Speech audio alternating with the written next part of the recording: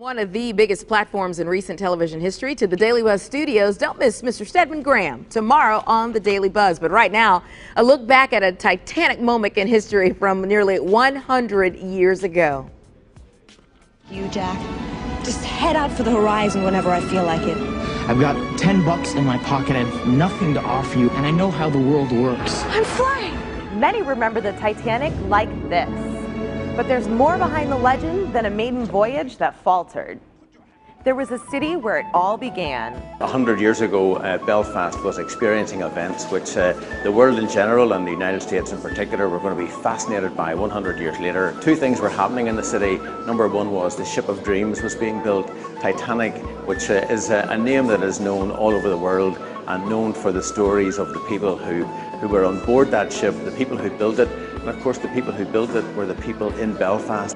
The city of Belfast was also known as the City of Dreams. Not only was it where the Titanic was built, but it was the home of famous dreamer and author C.S. Lewis. Well, the connection with C.S. Lewis and this building behind us is that both were being, the building was being built on the same year that C.S. Lewis was born, and of course he gave to us the Chronicles of Narnia, which chronicles the story of another mythical world, a world where dreams came true, and that's where we want people to come and see the city that gave birth to each of those dreams and to experience both the people and the landscape that gave rise to both. So what was life like for the passengers? It was the Ship of Dreams. It was a floating palace. Captain Smith and I are taking you back 100 years aboard the luxury liner Titanic. From the grand staircase to the first-class stateroom. Look familiar? Even the third-class corridor is an exact replica of the floating hotel. This is a typical first-class meal, ragu of beef. It's done with your carrots, your parsnips, your veg, your tomato, and then we have it in a nice stew. A very grand dish and an Irish staple. This dish itself, I think, really very much resembles our culture.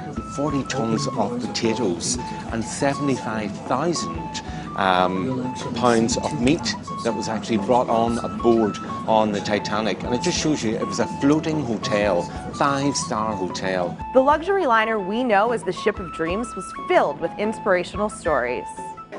Thomas Miller was my great-grandfather, and he worked on Titanic both as an engineer building it and then as one of the crew.